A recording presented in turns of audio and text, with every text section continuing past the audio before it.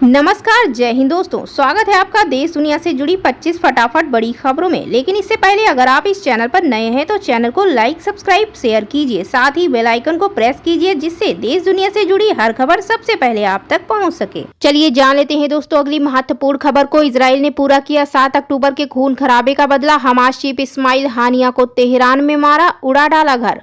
बता दें कि इजराइल ने 7 अक्टूबर को अपने देश में हुए खून खराबे का बदला पूरा कर लिया है। पिछले 9 महीने से बदले की आग में झुलस रहे इजराइल ने बुधवार तड़के हमास चीफ इस्माइल हानिया को ढेर कर दिया। चौंकाने वाली बात यह है कि हानिया को गाजा, फलस्तीन या कतर में नहीं बल्कि ईरान की राजधानी तेहरान में मारा गया है। हमास ने खुद बयान जारी कर अपने चीफ की मौत की पुष्टि की है। चलिए जानते हैं अगली महत्वपूर्ण खबर को। दिल्ली, नोएडा, गाजियाबाद में झमाझम बारिश। अचानक बदले मौसम ने उमस से दिलाई राहत।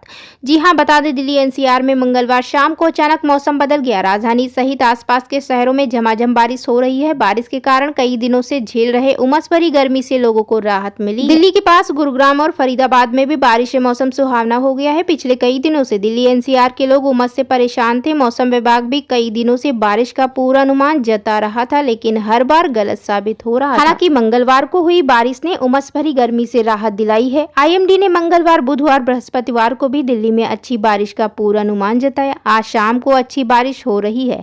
इसी तरह अगले 2 दिन और बारिश वाले बादल छाए रहने की संभावना है। गर्जन वाले बादल बनने और हल्की से मध्यम स्तर की बरसात होने के आसार हैं। चलिए जानते हैं अगली महत्वपूर्ण खबर को। ट्रेडमार्क उल्लंघन मामले में पतंजलि पर बड़ी कार्रवाई। बॉम्बे हाई कोर्ट ने लगाया 4 करोड़ का जुर्माना। बॉम्बे उच्च न्यायालय ने सोमवार को पतंजलि आयुर्वेद लिमिटेड पर 4 करोड़ रुपए का जुर्माना लगाया। यह जुर्माना 2023 के एक अंतरिम आदेश की अवहेलना के मामले में लगाया गया है। ऑर्गेनिक्स लिमिटेड ने पतंजलि के खिलाफ ट्रेडमार्क उल्लंघन का मामला दायर किया था। अदालत ने पतंजलि के कपूर उत्पादों की बिक्री पर रोक लगाने का आदेश दिया था, जिसे पतंजलि ने मानने से इनकार कर दिया। इसके परिणाम स्वरूप अदालत ने यह जुर्माना लगाया। बॉम्बे उच्च न्यायालय ने कहा कि पतंजलि आयुर्वेद लिमिटेड ने जानबूझकर अदालत के आदेश का उल्लंघन किया। यह मामला मंगलम ऑर्गेनिक्स लिमिटेड की याचिका पर आधारित था, जिसमें पतंजलि के खिलाफ अदालत के आदेश की अवहेलना करने के लिए अवमानना कार्रवाई की मांग की गई थी। मनु भाकर ने रचा इतिहास। एक ओलंपिक में 2 मेडल जीतने वाली पहली भारतीय बनी। बता दें कि भारत की लाडली मनु भाकर ने ओलंपिक में 2 मेडल जीतकर इतिहास रच दिया है। उन्होंने पेरिस ओलंपिक में 10 मीटर मिक्स्ड टीम इवेंट में सरबजीत सिंह के साथ मिलकर ब्रांज मेडल जीता है। यह मनु भाकर का पेरिस ओलंपिक में दूसरा मेडल है। 22 साल की मनु इसके साथ ही ओलंपिक इतिहास में ऐसी पहली भारतीय खिलाड़ी बन गई हैं जिन्होंने एक ही ओलंपिक में 2 मेडल जीते हैं।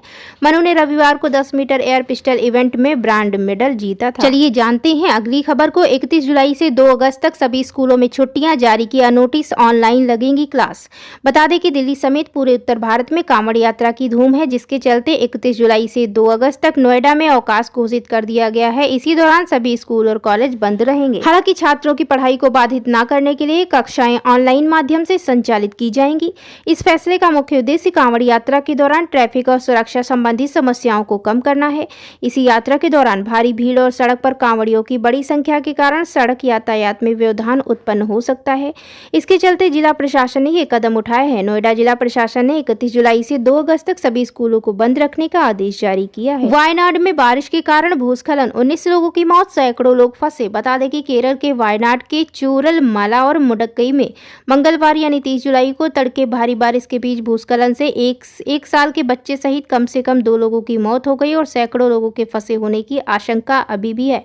मुख्यमंत्री पिनाराई विजयन ने कहा कि सभी सरकारी एजेंसियां बचाव कार्यों में शामिल हो गई हैं और कई मंत्री उनसे कोऑर्डिनेट करने के लिए वायनाड के लिए रवाना हो गए हैं। चलिए जानते हैं अगली खबर को। पाकिस्तान में जमीन के एक टुकड़े का विवाद कैसे शिया बनाम सुन्नी बन गया, 43 मौतें।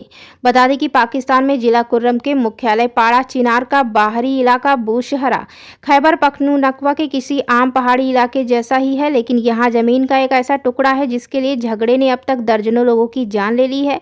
लगभग 100 कनाल जमीन के स्वामित्व का विवाद बूशहरा के 2 देहातों में स्थित कबीलों के बीच है। प्रशासन के अनुसार यह 6 दिन पहले शुरू हुआ संघर्ष न केवल कुर्रम जिले के विभिन्न इलाकों में फैला, बल्कि इस दौरान लड़ाई में सोमवार की सुबह तक कम से कम 43 लोगों की मौत और 150 से अधिक लोगों के घायल होने की पुष्टि हो चुकी है। वहीं स्थानीय प्रशासन का कहना है कि रविवार की रात होने वाली लड़ाई में और 8 लोग मारे गए। अधिकारियों के अनुसार मारे जाने वाले लोगों में से 35 का संबंध शिया कबीले यानी शिया समुदाय, जबकि 8 का सुन्नी कबीले से है। रविवार को बूशहर में लाशों की अदला बदली भी हुई है। इसके तहत सुन्नी कबीले ने 11 लाशें शिया कबीले के हवाले की हैं।